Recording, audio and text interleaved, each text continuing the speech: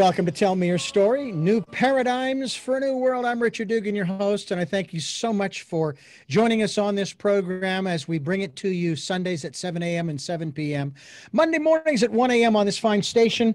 We have podcasts that are on SoundCloud, iTunes, TuneIn Radio, Spotify, Stitcher, Player FM, Blueberry, and other locations too numerous to mention. And the fact that you folks are reposting our interviews, I am very grateful for that. We are also on YouTube, and we are on YouTube at Richard Dugan. Look for the guy with the hat. Okay, not hard to find. We hope that you will do that. And we also hope that you will go to our guest's website we'll be giving you shortly so that you can continue, as we like to say, your evolutionary process. And we encourage you to do that. We also, if you're able to do so and you can support us financially, we would greatly appreciate that. We have a PayPal account for your security as well as ours. And we ask you to participate in the Decade of Perfect Vision, the 2020s, where we want you to spend some time going within. Spend that time contemplating whatever it is that is of importance to you. You know, that's the key right there. It's what is important to you and not to anybody else. So I guarantee you that you will get the kind of information, insight, inspiration, and information, as well as finding that still, calm, peaceful place that allows you to, just relax, rejuvenate, re-energize, recalibrate, if you will. And if you do it every day, then you're doing that for every day. And that's extremely important for you to do so that you can make it through whatever challenging times there might be. Well, we are going to be dealing with, I think, a subject that I think you're going to enjoy because it has to do with the subject of fear. It has to do with, a matter of fact, there was a book that not only did I read, but I also recorded many years ago, almost 40, I will say probably 38 or 37 or 38 years ago, by a gentleman by the name of Gerald Jampolsky. But it was called Love is Letting Go of Fear. No, he is not my guest today, but I think you're still going to enjoy my guest today. His name is Lawrence Doochin, and he is the author of, I think it's a book that you need to read.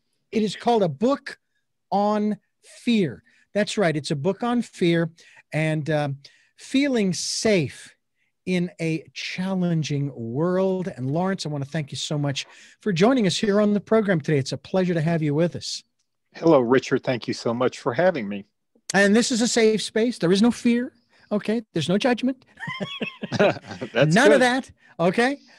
We want everybody to feel safe and secure and so forth. I take partial umbrage with the phrase in such challenging times or uncertain times when people use that phrase, because we have never in the existence of humanity ever lived in other than uncertain times. It's just, to what degree are they uncertain? And which is interesting because most people really don't like change, which is the constant in the universe, right? Yes, very much so. Which automatically implies that the times they are uncertain. There's a song in there somewhere too. Yeah. But again, I think as one of my guests pointed out, is well, it's not about necessarily the changes or the challenges. It's the degree to which these changes or challenges are coming at us, how severe, if you will, or how minor for that matter. But there's always constant motion and movement. What has been your personal experience with fear that sent you down this particular path? I find this fascinating. Well, I don't think anybody comes into this life trying to be an expert on fear. That's not something they would choose, right? Maybe you choose to be an expert on brain surgery or something like that. But so my experience with fear is basically what life brought to me, which started with sexual abuse by my mother when I was going through puberty. And so certainly I came out of that experience with a lot of ramifications. I had a lot of guilt, a lot of shame, a lot of anger, and depression, and a lot of fear. And so in life, you're either a warrior or you're a victim. And it's life will bring you certain circumstances, and it's how you choose to deal with those circumstances and react to them, whether you are a warrior or a victim. And I chose to act like a warrior and to deal with those challenges that came up. And as I did that, I became what I call myself an expert on fear, because fear was something that was present in my body and my emotions and my head for an extensive amount. And I had to learn to deal with that contracting energy and try and move into a more expansive and growing energy. In the context of your book, what is fear? I know I've heard the acronym, but from your perspective, Lawrence. Well, fear is really a belief. And so I think we are in fear because we have false beliefs about ourselves, about others, about the nature of reality, and about whatever we think or not think to be creator, God, whatever is in the universe. So we're in fear because we have really false beliefs. And I believe that we're here to work through those false beliefs and to grow. And you mentioned change. Change is happening all the time. The problem is that most of us resist the change instead of flow with it. And when we resist the change, that's when suffering happens. It's very interesting when we start talking about fear. You use the word beliefs. One of my guests likes to use the phrase that we have a lot of BS in our lives. Now, it doesn't stand for what you think. It stands for belief systems. And what we need to do, and this is sort of a question I put to you, what we need to do is we need to determine whether or not our given belief systems serve us. And if they don't, we need to figure out how to let them go. Now, is it probably true that they're going to be replaced by a new set of belief systems? Because we're never really going to get rid of them all, are we? Well, I think generally, to answer your question, for almost everybody walking the earth, yes, it's going to be replaced by another belief system. I am of the opinion that some of the highly enlightened masters that walk this earth basically let go of their beliefs. We're in a unitive, we exist in a unitive universe, so everything is one. And there's really not a believer and a believing. There's not something outside of us. We're one with that. So we really, when we move, if somebody moves to the very highest level of spiritual achievement of being really in the world but not of it, then they have the ability, then they don't have a belief system, and they just, what they ask for comes about as just part of the nature of reality.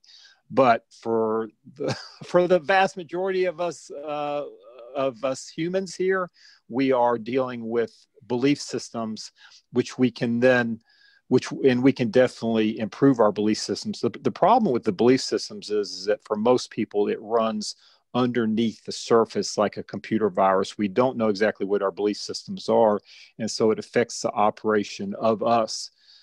And a lot of people would say, "Oh, that's not true." I believe I want to be promoted at work. Of course I want to be promoted at work, but they may have a subconscious belief that they are afraid of being in a position of responsibility, or that they're not worthy, something like that. So that's going to be a much stronger energetic pull than the surface belief that of course I want to be promoted. Mm-hmm. Lawrence Doochin is my guest. LawrenceDoochin.com is the website. That's LawrenceDoochin.com. Of course, we'll be linked to your website, Lawrence, so people can get more information in regards to the work that you are doing. I do find it really interesting from the standpoint of dealing with fear, that too often we're preoccupied, of course, with the past and the future, which I use this wonderful analogy, which is in my industry. As you and I converse, I am recording these programs. I'm recording our voice. And I'm sure that you have watched as someone has been recording something on a computer.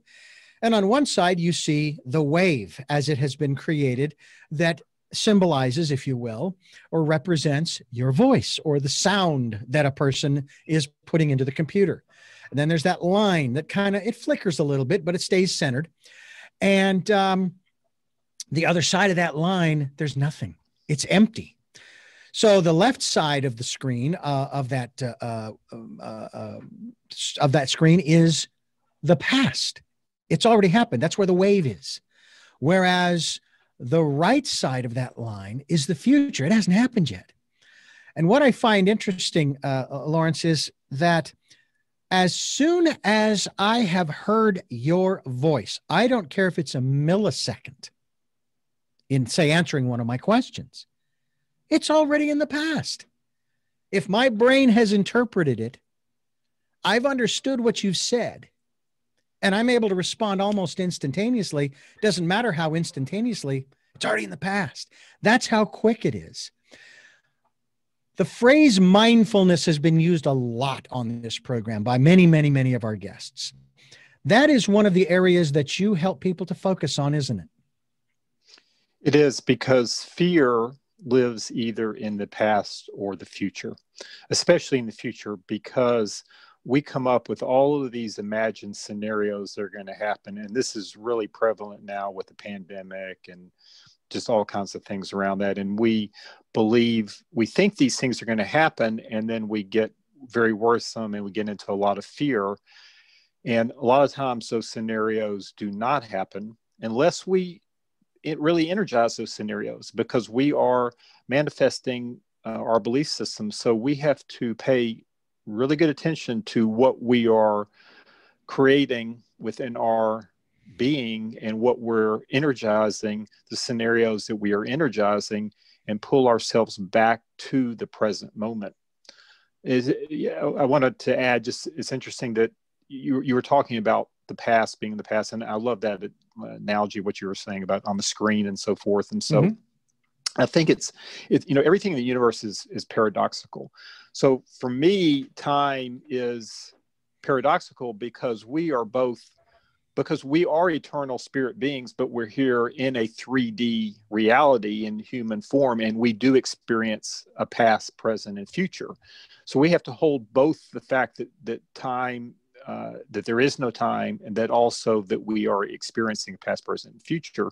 And certainly from the perspective of being, we want to pull ourselves back into the moment, but that the past is also present in the moment, and we can actually go back and change things in the past by thinking differently of them. Now, that's a subject that we have touched on this program time and time again as well. You can't change your past, right? You can't go back and change the events that took place, right? You cannot. We are, to answer that, we are multidimensional beings. Okay. I'm really enjoying this conversation, because usually it's going off into, sometimes it's going off into areas that I really enjoy. Sometimes I do podcasts, I'm just talking about fear-based, but this is interesting. So we are multidimensional beings. That's what, many scientists now believe in the multiverse, and Jesus said there are many rooms in my Father's house. And so we're existing in many realities. For me, every time we make a choice, we're creating a new reality. So there's a lot of our probable selves, and there's just many realities happening at once. And so when we go back and think of something differently, we are actually changing it in some reality. Okay. All right. So if I had, well, I used this example before as a kid growing up. I have a younger brother, and hey, sometimes we're teammates and other times we're rivals. And one afternoon we were a bit of a rival situation there, and I threw one of these small bathroom metal garbage cans at him, and I knocked out his 2 front teeth. I kid you not, and I was very sorry for doing that. I was still a little upset about the whole situation because, well, I'm the older brother and da-da-da-da-da. Again, we're talking about maybe 8 8, 9, 10 years old. Okay. So we weren't that old, we Right. were just starting out. And I can't go back and undo the fact that I threw that garbage can at him, wastebasket at him, hit him in the face, knocked out his 2 front teeth. They rushed him off to the dentist, blah, blah, blah, blah. Fortunately, they were not his permanent teeth. They were his baby teeth. So the others grew in, but Right. still there was the pain. There was the frustration. There was all that stuff. And I'm sure there was some money that had to be doled out by my parents to have him cared for. However, I can go back, though I can't change the actual event. And I hear what you're saying about the multidimensional issue. What I can do is view it differently and say, okay, I was a kid. I was just a young kid. And I lost my temper, as young kids do, okay? Maybe my terrible twos snuck up on me and at the age of 9 or 10 or 11 or what have you. And it's mine. And here, take that. Right. And say, okay, I did that. I own it. It's my responsibility. I'm not a victim of circumstance. And at least he wasn't injured severely to where, anything else other than that happened. He's gone on to live a very successful life, a very generous life. I say that because he took my parents to China one year for, I guess, a couple of weeks, which I remember telling him, I said, man, I'm proud of you. I'm financially not as successful as him. I don't care. I was happy that he was able to do that for my folks. So from that standpoint, we have a good relationship. That wasn't a turning point as far as he and I are concerned. But I could look at that event differently rather than feeling guilt and or shame and all of the other things and being afraid that, if I pick up another garbage can, even at the age of 60, as I am now, am I going to throw this at someone and knock them out, knock their teeth out or hurt them in some way? No, So, but what you're talking about, even on the multidimensional level, if I am understanding correctly, is that at the moment that I threw that and hit him and knocked out those teeth, I went down a different path, but I don't know what path I would have gone down if I hadn't done that. And that's sort of the paradox you talk about, because when we make choices, which is what this program's all about, Lawrence, giving people choices and knowledge of those choices to help make their dreams come true. We find it interesting that so a lot of people don't know the choices that are available to them. Okay, they're unaware of that they can go a different direction. There's a problem and or a paradox that I'd like for you to address from the standpoint of our knowledge base or our awareness base. I'm not sure which category that would fall under. Yeah. Like awareness, that makes sense. I was wondering, like, what kind of knowledge base do you want me to do? Like, what do you? I think it is awareness. Yeah. What are you tapping into? So, one of the reasons that the book is written in a way, was given to me in a way that's very comprehensive. So I talk about everything from quantum physics to spirituality to philosophy to psychology, a wide range of different perspectives, because we have to pull all those perspectives in to understand, to garner a larger awareness. One of the things that I found in my life it's very helpful is to understand that life is a lot of gray. There's really nothing black and white. We think there's things that are black and white, and the people who are most hardened in their opinions and judgments and beliefs in the black and white scenario are the ones who are most in fear. So there's a lot of wisdom that comes from understanding that, and I've got a great quote in the book, I think it's from like Socrates, basically like saying you don't, or maybe Aristotle, I can't remember, but it's basically like saying you don't understand anything. And so when we come to a place of like, we're in a large mystery, eternal mystery that we just really can't understand. And when we come into that place of awareness, then we are actually given a lot of wisdom and a lot of understanding in a different way than we had tried to process through our 3D ego mind. So we Awareness, you're talking about going back and looking at the past. One of the things that I have several chapters on psychology and the vehicles in our life and conditioning. And conditioning is really important to, number one, if we have fear, we have to determine what fears do we have. And again, a lot of those fears are hidden.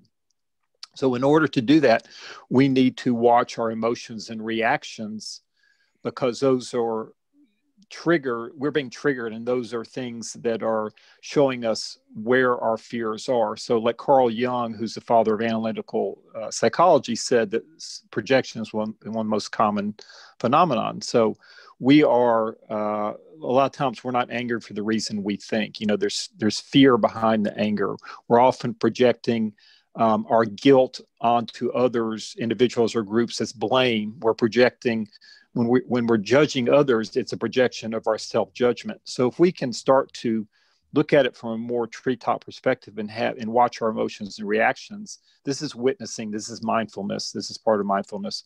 But goes more than just pulling into the moment. It goes more into like, oh, okay, I'm having this reaction, and really watching our trail of thoughts. Then we can start to see what are the beliefs that are underpinning these fears. And then we take the next step and say, why do I hold those beliefs? What conditioning have I undergone, either basically like childhood conditioning, could be workplace conditioning, definitely societal conditioning. And then also there's also intergenerational trauma that's been proven that exists in our DNA, that we take trauma on from our ancestors. So we have been conditioned from many sources. And once we start to see that, once we start to shine light onto these places of conditioning and these beliefs, we will dissipate that conditioning and those beliefs. And that is what I call to be awareness. I think another wonderful phrase that we might throw in there, a biblical passage, ye shall know the truth, and the truth will set you free. Mm-hmm. And and this is a lot of what has happened to many people, where in my case, for example, the situation with my brother when we were kids, I didn't repress it. I remember it quite vividly, strangely enough. But a lot of folks, they bury this stuff because of the fear and the shame and all those things. Maybe they were told by the person, in your case, maybe don't you tell anybody or they'll be hell to pay. I will hurt you, or this will happen, or that'll. In other words, there are threats and so forth. And so we bury this stuff. Or sometimes we will threaten ourselves, in a manner of speaking. I better not talk about that, because that would be awful. It would hurt too many people. I'd be exposed, this, that, and the other thing. And every time I think about that, I think about the politician, for example, or the celebrity who is accused of allegedly committing this particular act or that particular act. And those who say, oh, no, didn't do it. It wasn't me. It was someone that looked like me, blah, blah, blah. And I sit there and I think, why don't you just tell the truth? And it just goes on, and it takes on a life of its own. Then there are those who are accused of allegedly doing this, that, or the other thing. They own it. They say, yeah, I'm very sorry. I wish I hadn't done it, but I did. Whatever it is, and I will get help, or whatever the remedy is. What do they call it? Making amends, if you will, whatever the amend is. Sometimes it's you got to go through the judicial system, whatever it is, right? And it goes away. And I don't necessarily mean it goes away for the individual, but it's no longer in the public. Well, what's there to talk about? There's no drama there. Because he or she just took the wind out of our sails. Now we got nothing to talk about. So now we got to move on to somebody else who's willing to deny that they did this, that, or the other thing. And then we got another story. But that's what happens, is when you acknowledge your dark side and the things you've done, don't they tend to go away? And doesn't the fear sort of dissipate or evaporate in some fashion for that specific instance? Yeah, taking responsibility for your actions and words is taking power. Denying it is out of integrity and is giving away your power. So it's important to take responsibility for what you've done, but also it's important to recognize that there is every single person walking this earth would say about something in their past, I would have done, if I knew what I knew now, I would have done that differently. So it's like we're all dealing with this issue. And, one of the reasons that we're here is to evolve and grow. And we do that by taking responsibility, being aware of stuff, and having compassion on ourselves. Compassion is a really important part of healing and growth.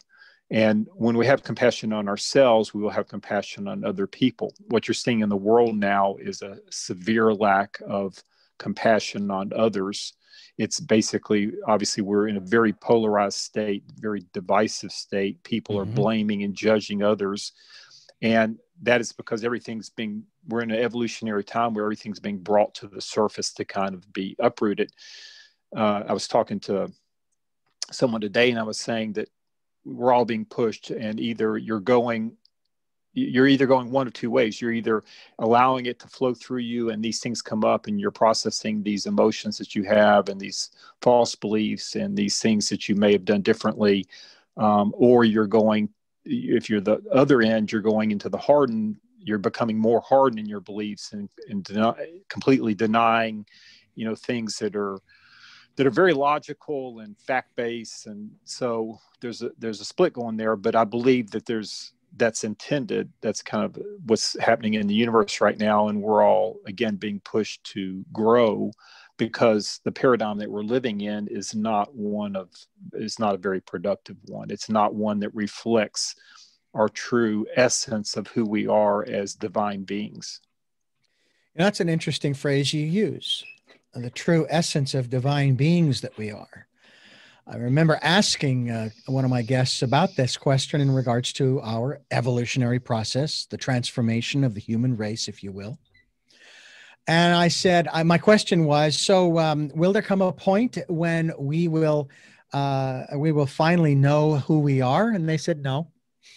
Said, there will come a time when we will finally know who we have always been, which isn't really, it's a distinction, but it really isn't a distinction, because who we are and who we've always been is the same thing. But the question I have for you in that regard is, how do we get in touch? I have my ideas. I can throw some stuff out there, but how do we, Lawrence, get in touch with who we really are or always have been in order to get on the path to make the choices that eliminate the fear, that bring about the calm, the peace?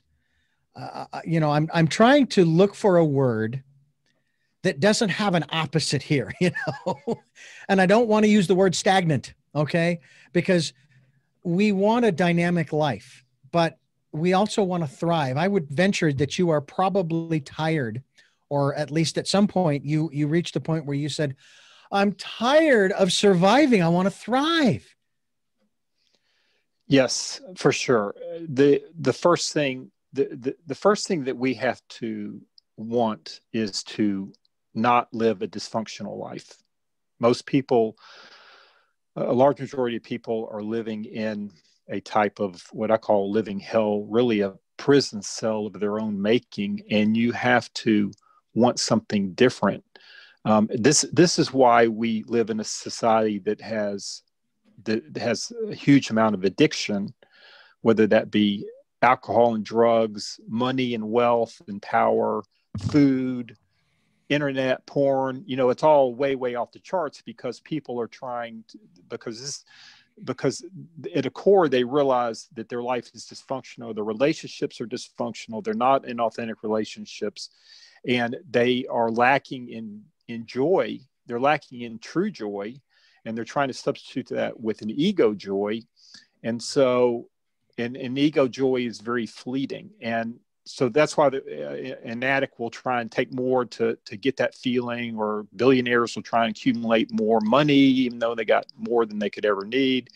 And so at some point we have to come to terms with, I am not happy. And then when we say that, we acknowledge that, and we have to ask for help. And if you don't have a relationship with what I call God or a creator, or, believe in a loving universe, you can ask for help from human sources. There's a lot of help that wants to help us. And for me, I would recommend definitely asking for help from a spiritual sense, but I understand a lot of people are not necessarily there, but asking for help is a recognition. It's a surrender type of thing. And so once we do that, then help will pour into us. And the next step is we have to be willing to accept that help in whatever form it comes, because it's one thing to say, I want help, but then another thing to not take the steps which are shown. Certainly a lot of people hit rock bottom, and then it's like they'll do anything to get out of that. And that's unfortunate. We don't have to hit rock bottom to make change. So we ask for help that signals the universe that we're surrendering. And then we'll be shown practices that will move us from our left brain, Western ego thinking into more of our heart and our body, because we are obviously heavy centered in this Western society in logical and ego thinking. But the electromagnetic field coming from the heart is 60 times larger than electromagnetic field coming from the brain. So the heart is literally the seat of our consciousness. And there's been plenty of spiritual masters that have told us, Jesus told us, like, where your treasure is, there will be your heart also, and a lot of other people. So we have to come into a place of opening our heart, moving into our body, all of our what is real within us and what is our trauma, our beliefs are all stored cellularly in our body. And we have to cultivate practices that put us into our body and into our heart. So these are things, could be anything from obviously like meditation, yoga, being in nature is a huge one that centers me in my body in the moment. Any type of creative practice like art or doing dance, things that are movement based. And then we also have to bring in practices of, these are muscles. These are muscles that have not been flexed in a long time, because we're used to being in ego thinking. We're used to being in victim mentality, and we have to flex muscles of gratitude, forgiveness, and compassion. And those energetic pathways have not been used in a long time, but that is our true energetic pathways. And so we need to start to work on those things. And we have to continually reinforce those things. Just like you go to the gym to exercise a muscle. My core muscles are weak right now, so I'm trying to work on them, but I have to work on them pretty constantly, and I've got to work, on a limited basis and try and build up. So, for instance, when you are angry at somebody, the ego will say, oh, they don't justify forgiveness, or, it will have a vengeful attitude. So we have to push ourselves into forgiveness. We have to move from when our thinking goes into victim mentality, we have to move into a space of gratitude thinking. And we can feel that in the body when we're thinking in fear or victim thinking. If you feel that in the body, you will feel the body contracted, and you move into gratitude thinking, move into not really gratitude thinking, but more gratitude basically as a emotion that's within, as a part of our being, and in the body, you will feel an expansive opening energy. And then we have to pull back our, projections of blame on others and say, hey, we're all part, even if you don't believe in any type of spiritual reality, we're all part of one humanity. And so we don't know, for us to judge others is really hypocrisy, because we don't know what set of experiences that person went through, why to make them make the choices they're making now that we are now judging. Okay. If we went through their exact set of experiences, first off, we don't know what those experiences are, because we don't have we don't have a broad enough perspective. We're just seeing a very narrow lens of what action or words they're saying. But if we have even aside from that, if we had their exact set of experiences, we might be taking the same actions that they do. So that's humbling. Humility is of God, and humility is a really good thing, because humility opens us up to be more in our heart space and be in our body. How do we get our ego, our personality, in balance with our heart, with our soul? I've often heard early on in meditation that you want, I remember when I first started learning about meditation, you want to quiet the mind. You basically want to tell it to be quiet and go in the background and do nothing and just stay out of the way because I'm trying to meditate. And as time has gone on, I've kind of heard it this way, that you don't want to do that. You do not want to do that, because you will make an enemy of the mind. You want to say to the mind, I need some time right now, to the ego, if you will, to focus on a couple of, I need to focus on some other things here. Now, as soon as I'm done here in the next 5, 10, 20, 30 minutes, hour, whatever it is that you've set aside, I'll come back to you. And we'll get together again, and then we'll take what I've learned and we'll put it together, and we'll do some neat stuff. But for right now, could I ask you just to maybe just sit here quietly? You know, I would really appreciate it. You're very important to me. But right now, I need, you might put it in this context, Lawrence, I need some alone time. Because the mind, the ego, isn't an enemy, is it? No, I just actually wrote an article a week ago. The exact title was "The Ego is Not Our Enemy." So, but the ego has its own agenda. The problem is that vast majority of people see the ego is part of us. The ego desires wholeness, like the rest of us. Everything in the universe desires to return to wholeness, but the ego is a very small slice of us. It's a needed thing here in this reality, because we have to have a personality and we have to deal with the world and so forth. So it's a very important tool. But as we know, the problem is that for a large majority of people, they see only through that narrow lens. And we want to expand that to see more of who we are as a multidimensional being. And so we need to basically, anything that you fight against, you energize. And that's what you were talking about in terms of the flip on the meditation thing. And so, but what we want to do is we can honor what the ego's gifts are while redirecting our attention to the more expansive part of our being. And you have to practice that. There's no way around this. You have to practice that, because we're so ego-centered. I mean, sometimes I still fall back into the ego thinking. So, I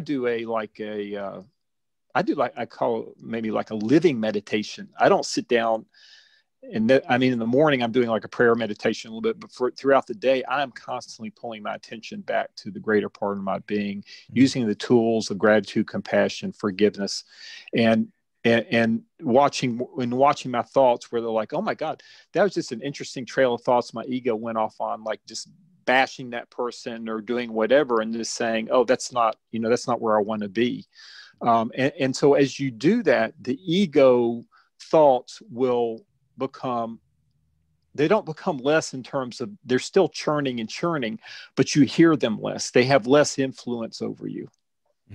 So you telling me that you don't sit in a lotus posture with your pinky and your thumb or index finger and your thumb on each knee and cross-legged and sitting up straight and closing your eyes and trying to see a mandala or see the Om symbol? You don't do any of that? Well, my knees have major arthritis problems, so they can't do that. And then you and me both, my friend. And then also I have back issues, so which I'm working on with my core. So no, I don't do that. But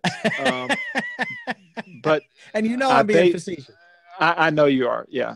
So one of the things is that, and so one of the problems with that is that people think that they're meditating wrong, or there's a right way to do this. And all this is part of our fallacy of right and wrong, good and bad, all these dualities that are really not separate. They all merge into one paradoxical reality that we're just holding.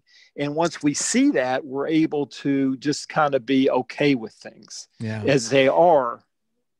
Yeah, Teresa of Avila, I think, really said it best. And I got this quote from Autobiography of a Yogi. He quoted her as saying, God is amongst the pots and the pans. Yes. And when I'm doing the dishes, or I'm vacuuming the floors, or I'm cutting wood in the backyard, or helping to build, working with my wife to build the greenhouse, I like to think of myself as being in that zone, as especially a lot of sports figures would say, in that zone. To me, that is meditation as well. And boy, I'll tell you what, it makes a big difference in the process. There have been times when I've been in that process. I've sort of run into a little bit of a roadblock because, like, okay, well, this isn't fitting, or I can't get in the right position to do this, or what have you. And I get I get two things. One is I get this sense that I need to stop, but then I get this voice in my ear that is usually from my wife saying, this is not a have to. Okay. Yeah. This is a want to. I remember having to fell a tree, and I had to put a ladder up against the tree to cut down a limb, but I didn't want it to fall on the fence and so on and so forth. Put that ladder around the tree like 5 or 6 or 7 times, and I couldn't get the ladder positioned exactly the way I wanted it, so I could climb up there with the chainsaw running and cut the limb down without creating more damage or hurting myself. So I got down off the ladder and I thought, you know what? I'm going to leave it. I came back the next day, put the ladder in one spot, boom, cut the limb, no problem. Everything was just fine. I think maybe that's part of our problem too. The issue, one of the challenges is that we want it, the old joke. I want patience and I want it now. Right. It's interesting that you mentioned Gerald Jampolsky in the beginning, because A Course in Miracles has been something that's been really important to me. And Course in Miracles says, in the Course in Miracles, it says basically God only needs a little bit of willingness. He can do the rest. Okay. We just have to be willing. The problem is that we think that we have to do all these things instead of just trusting that we have all the support and the universe will take care of us and we'll do all these things. And it's interesting that you mentioned about the tree, because I know in my life, and a lot of people that I have talked to, it's like they just beat their head up against the wall, and then when they just let it go, then it happens. Yeah. So for me, one of the chapters in the book is on vehicles and how everything is a vehicle for our growth and awakening. And I think that's been very important to me. And it's usually the things that we want act as the vehicles for us to not get them until we let them go, and then we get them. Yeah. I remember as a young man in my late teens, early 20s, wanting a girlfriend, and virtually hitting on every girl where I was working at the time, and getting turned down pretty consistently. Someone said to me, what you do not understand, Richard, is girls can, in a manner of speaking, they can smell desperation, and you are desperate. Yeah. Let it go. Okay. When I was trying to get a driver's license just to drive a moped, now I was born legally blind, and so I could see well enough to ride a bicycle and all of that. I was riding all over town in Phoenix, Arizona, and they wouldn't give me one. I thought, oh, this is nuts. This isn't right. I didn't do this. They did this, because I'm not the one who said I was legally blind. They did, the old victim thing. So finally I said, you know what? Forget it. I'm not even going to try anymore. I'm just going to let it go. Look, if I'm bicycling at the age of 65, you know what? It's okay. I mean, it's great exercise. I'm going to feel good. I'm going to be healthy and strong, and so on and so on and so on. Within about 2 years, technology caught up with me. I got a lens implant in my right eye, and now I'm driving a truck, pulling behind it a trailer, going camping with my wife. I just having a great time. So it's like you said, once you let it go, things start to happen. But you really have to let it go. You can't say, well, I'm going to just hang on just to one string here. Okay. And I love this saying, Lawrence, be part of the process. Don't try to control the process. Mm-hmm. To me, that's extremely important in what we're talking about here. Yeah, for sure. Somebody had said one time that, basically referring to the David sculpture by Michelangelo, that we're both the sculptor and the clay being sculpted, and that's really accurate. But definitely, one of the things that from my experience that came out of it was my sexual abuse. We were talking about control, is certainly my need to be in control of things, and I think a lot of people who have been abused in childhood, especially sexual abuse, have that need to control, because that's what you feel is going to keep you safe. And so I think we see that, and that need to control comes out in a lot of manifestations in society, and not so good ways. And that's something that we all can start to work on and release. If you have just joined us, we are talking with Lawrence Doochin. He is the author of, I think, a great book that you are going to want to get a copy of. I think it's important that we all take an opportunity to read a book on fear. And it basically subtitled Feeling Safe in a Challenging World. And, that to me is such a key phrase. Feeling safe. Being safe is one thing, but feeling safe. I mean, you could be inside of a castle. You could be on the inside of a castle wall, okay, and still not feel safe. And yet you're perfectly safe. No one's going to get through there, of course, unless they're using whatever weapons they used in the Middle Ages to break the wall down, which they did have. Really quite astounding the ways they were able to break through some of these. But I often think about this from this context, Lawrence, and I dating myself here, which is I don't mind. I'm 60 and I'm proud of it. Star Trek analogy of putting up our shields. Nothing can get in, nothing can get out, except, of course, your weapons fire. That's it. Mm-hmm. When your shields are up, all you can do is attack. That's all you can do. And no messages. I love James Redfield talking about how we have messages for one another in a Celestine prophecy, who we've also had on this program. It was wonderful, wonderful time talking with him. And so we've got to put those shields down, or walls, or whatever analogy you want to use, because otherwise we miss out on so much. Did you find that was the case with you, or did you find at an early age that I want to go back to being vulnerable again, because without that vulnerability, no one's ever going to get to know me, and I'm not really going to get to know anybody else?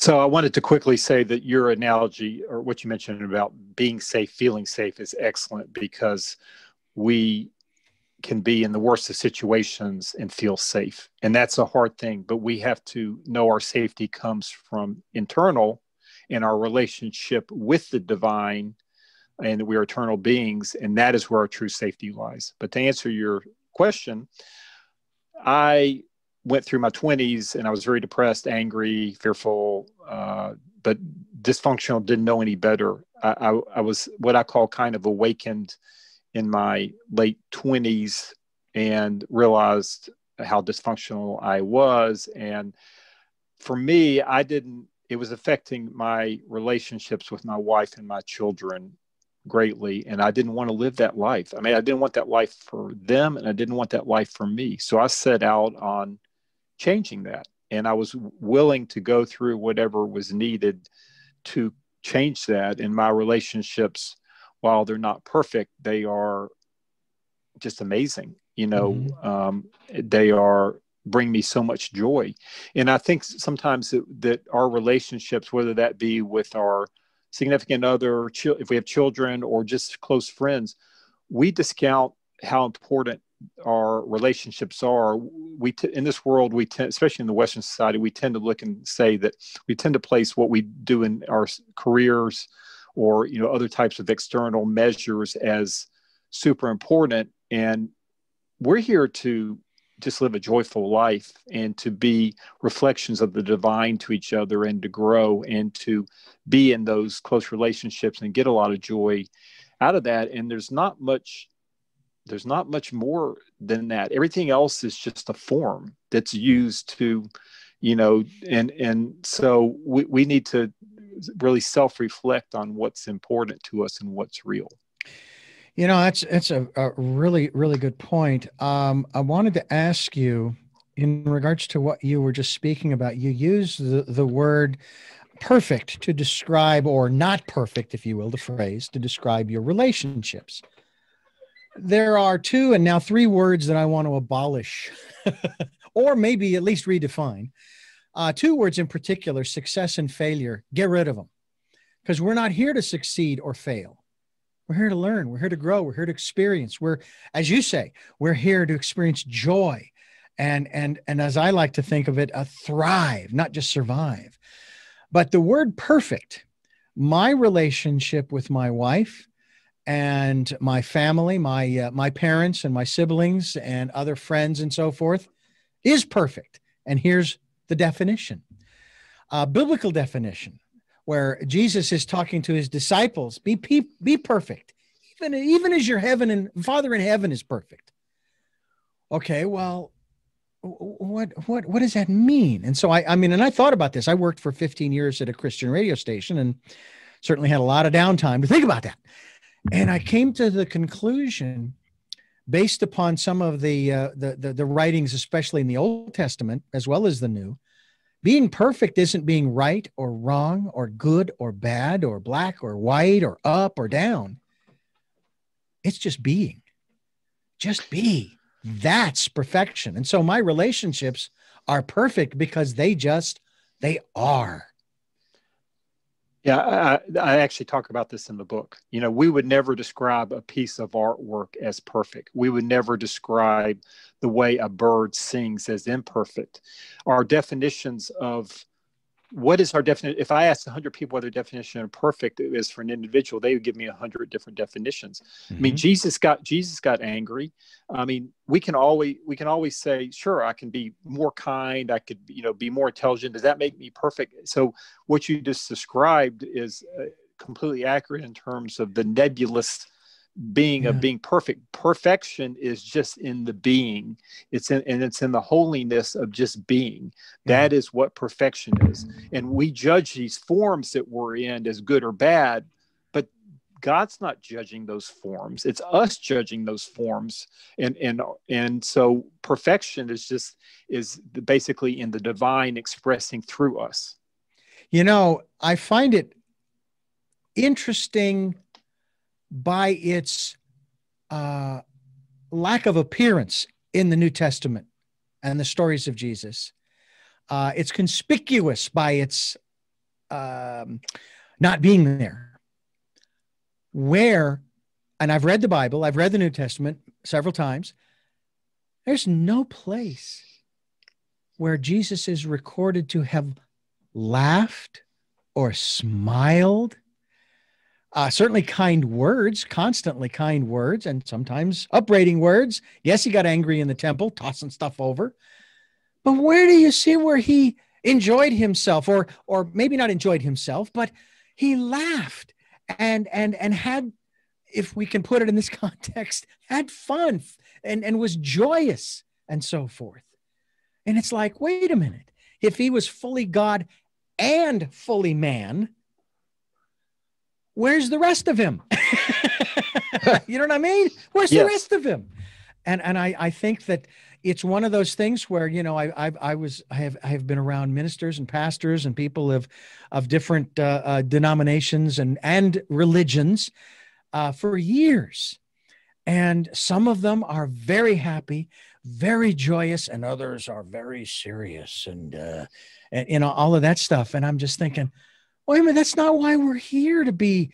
There are times to be serious. as it says in Ecclesiastes, and times to be happy and laugh and cry and rejoice and mourn. And the list goes on. I won't quote all of Ecclesiastes there. Right. I find it interesting that we do tend, and of course, someone said to me, you know, this life would be so boring if there wasn't drama. If you know, I mean, we live in a dynamic world. And as we mentioned earlier in the program, you know, it's constantly changing. It would be boring if there wasn't change, if there wasn't movement, if there wasn't a dynamic existence. And I suppose if there wasn't drama, but because then we probably wouldn't really appreciate sitting in nature, watching, listening to a waterfall and the birds and the other sounds and feeling the moisture in the air and the sun or rain or whatever the natural world has to offer us at that time. We wouldn't have a comparison, I suppose, you know.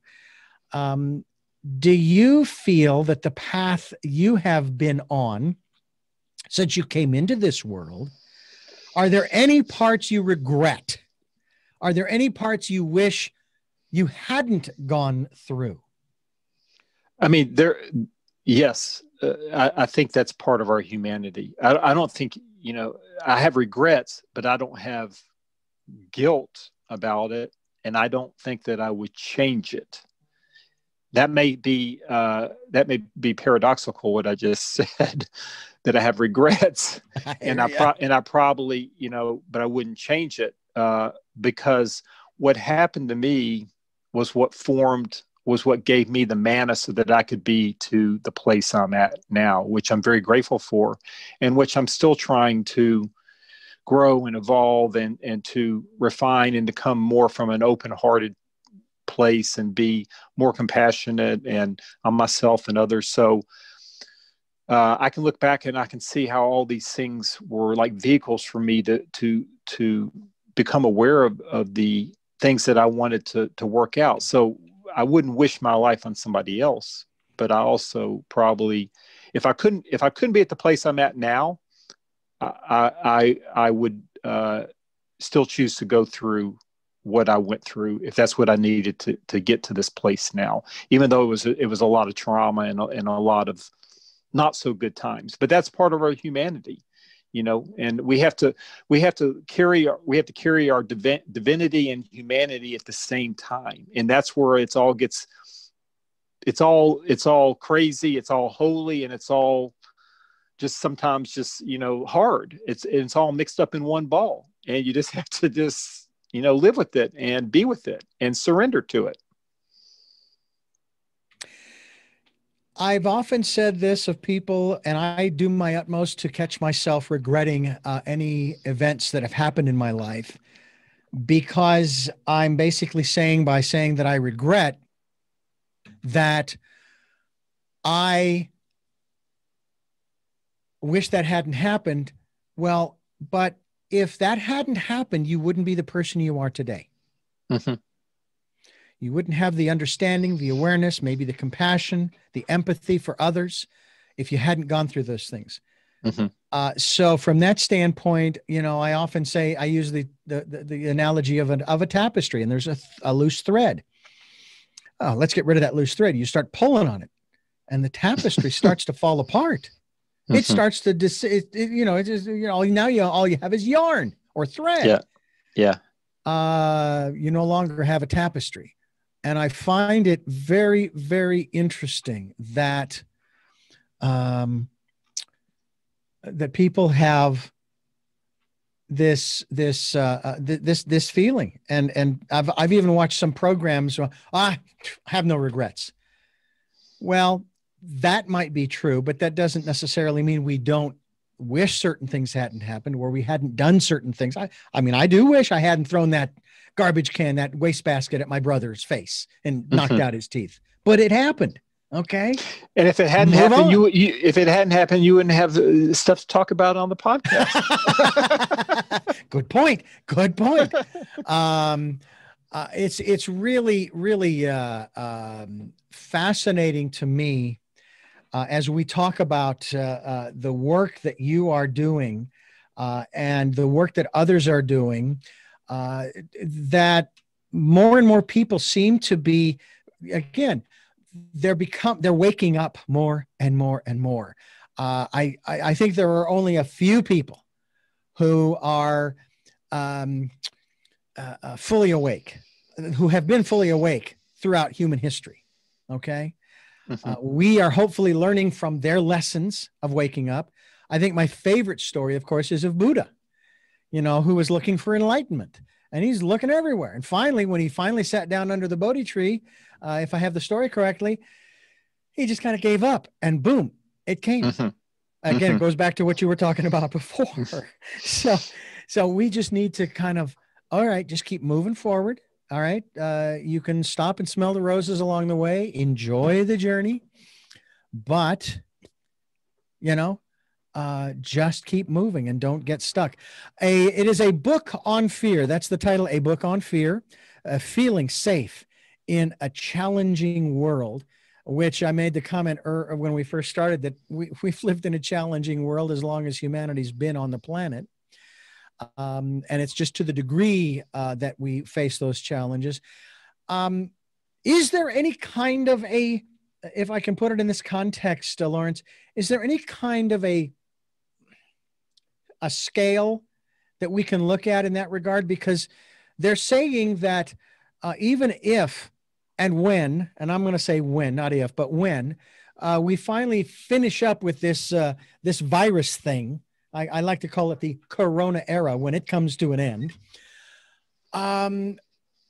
that's not going to be the end of it, because of the depression and the anxiety and the fear that so many people are now kind of stuck in, because this has gone on for seemingly so long, that we're going to have a lot of other mental health issues to deal with. And this is going to center around fear.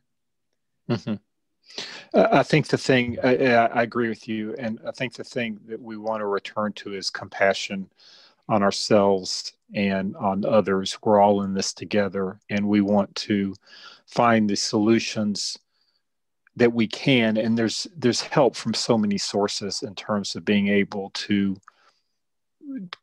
raise your perspective, to get help for, whatever you're experiencing, anxiety, fear, depression over this, this crisis, and then other crises that are going to come. But again, we are being pushed to God uses everything as manna. And even if it's something that was not created by God, or however we describe that, but everything can be used for manna to help us grow. Mm-hmm. Even sometimes the things that are the most adverse circumstances are the ones that create the most growth, because we're really pushed to find the answers within ourselves to deal with the situation, and to understand, and to come to a higher perspective, and to know that we're safe within God, within ourselves, and to to not live in fear. So, did I answer your question? Well, we're talking with Lawrence Doochin, and lawrencedoochin.com is the website. Last name is spelled Doochin. And to me, it's fascinating to watch this unfoldment, if you will, of the raising of consciousness, or we're becoming more awake. And it's not about how many of the books that are out there, as I like to call them, ancient wisdom teachings that we've read, as much as it is how we have incorporated the main message that they contain. You know what I'm saying? It's one of those things where, again, it goes back to that old issue of the mind, the ego. I could sit here and I could list off a lot of the books I've read, Lawrence, including yours, and the Upanishads, and the Bible, and the Quran, and the Gitas, and on, and none of that matters unless I have somehow found a way to incorporate it into my being And there's a wonderful word that I gathered from the book Stranger in a Strange Land. The word to grok, as I define it, to assimilate into every molecule, subatomic particle of my being, so as to truly live the life that I put it this way, that I've been given. Because as far as I know, I didn't create myself. And yet I could find out somewhere down the road that I did. Because because the ancient wisdom teachings do tell us where we come from and where we're going, back to the one. So maybe I created myself for this experience, And so I'm going to not necessarily sit back literally, but I'm going to sit back and enjoy it. I'm going to have some fun with it, and not feel the fear. Do you feel as though your life, and I don't know, on a scale of 1 to 10, maybe in your early days, your fear level was at 10? Where would you say your fear level is today? And I know that it probably ebbs and flows, but in general. Well, I think that my fear level before I started to become aware of different things and entered into therapy and things like that was probably like a 6 or 7. The problem that with most people is they're not aware of their fear and they're suppressing it. The fear is there and it's affecting them. So how much you feel it and how much is there are two different things. Certainly my fear level will go from 0 to 8. Now I was seeing about the rollout of the vaccines. My wife was telling me about the rollout of the vaccine this morning. So my fear level was at an 8 this morning, and I have to then, these are all just vehicles for me. I mean, they're vehicles for me to deal with whatever fear is remaining in me. I've knocked out a huge amount of fear. I'm very grateful for that, because as you knock out what is false within you, what is real comes to the surface. That's our joy, that's our gratitude, that's our peace, and that's love. Okay, that is what our innate nature is. We're not these angry, fearful, depressed beings. We are joy and peace and love. And so we just have to uncover what's there. And I'm still work in progress, as you said, aside from a few individuals who walk the earth who are who've mastered it. Let's say mastered it. Yeah. I I often ask my guests who've written books such as yours, so you've conquered fear and that's why you wrote the book. That's wonderful, Lawrence. Terrific. Now we got to get your book so that we can conquer fear and be done with it forever. And I think that that's, first of all, unrealistic, because it is part of who and what we are as human beings, not necessarily part of our spiritual being, as you just described, who we really are, but that we can, in those moments of fear, we can tap into, reconnect with that higher self of ourselves, that still small voice that I've been talking about for more than a year and a half, about going within and so forth. So I'm just, I'm pleased that we've had this opportunity to talk, and I thank you so much for giving us so much time. Thank you so much for having me. I really appreciate it. And let me just say that I just want to say fear is an energy. So it's not a bad energy. It appears as a bad energy to us, but it can be transmuted and transformed into a very creative and powerful energy for us, because it's part of us. And the easiest way to find me is a bookonfear.com. It will forward to my website. So a bookonfear.com. A bookonfear.com. Yeah. Thank you so much for having me, Richard. It's been extremely enjoyable for me. I've really enjoyed it. Lawrence Doochin has been my guest here on Tell Me Your Story. His book, again, is A Book on Fear. A bookonfear.com is where we're going to direct you folks, so that you can order the book and then go on to his website as well. And I want to ask you 3 final questions. You may have addressed them during the interview, but I like to ask them directly just the same. Before I do that, though, I want to remind our listeners, Tell Me Your Story comes your way 7 a.m. and 7 p.m. and Monday mornings at 1 a.m. That's Sundays at 7 a.m. and 7 p.m., as well as at richarddugan.com, where we stream live at those times. The podcasts are on SoundCloud, iTunes, TuneIn Radio, Spotify, Stitcher, Player FM, Blueberry, and many other locations you folks are reposting to. And thanks for doing that. We also want you to go to abookonfear.com so that you can continue your evolutionary process. You continue to rise up, raise yourself up. I get the right grammatical phrase there. Raise yourself up, your consciousness and so forth. And then also participate in the decade of perfect vision, the 2020s. Spend that time going within and getting in touch with that divine self of who you really, really are. I think that you're going to, the benefits are just astounding. I guarantee you. So enjoy that part of your life. Before we let every guest go, we do have these three final questions. So the first of three to you, my guest, is, who is Lawrence Doochin? Lawrence Doochin is an individual who loves God and loves his family very much, devoted husband and father, tries to be of service to the world, wants to be of great service to the world, and is an author, an entrepreneur, co-founder of Who's So Sound Therapy, and a great project manager, great salesperson, and just tries to do good for the world. What is it that you hope to or want to achieve through the work that you're doing now? I hope for people to understand how holy and beautiful they are, that they are divine beings who are here to grow and to know themselves at the deepest levels and to find their joy and peace that comes from that. And finally, what is your life's purpose?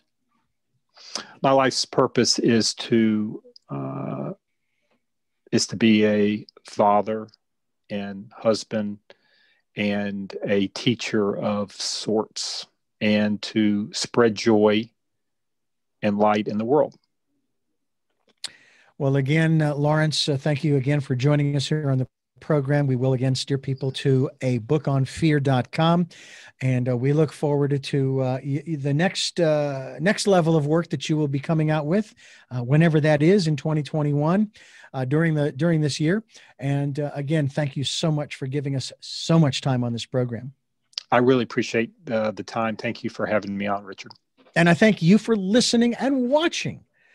Tell Me Your Story, New Paradigms for a New World. Again, we are also on YouTube. So go to Richard Dugan on YouTube. That's my channel. And look for the man with the hat.